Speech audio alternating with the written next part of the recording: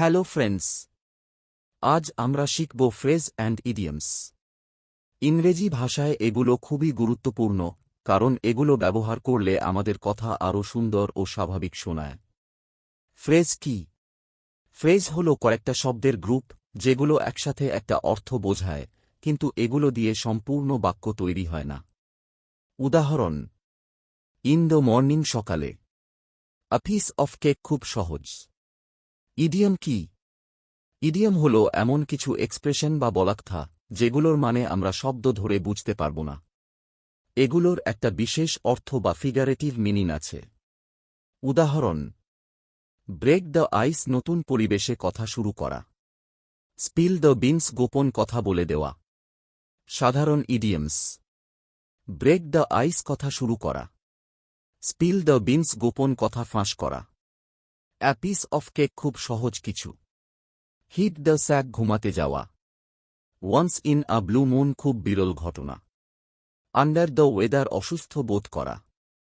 Kill two birds with one stone, এক কাজেই দুই লাভ। The ball is in your court, সিদ্ধান্ত তোমার হাতে।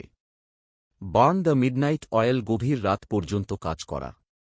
Costs an arm and a leg, খুব ব্যয়বহুল কিছু। Example: I was shy at the party, but my friend told a joke to break the ice.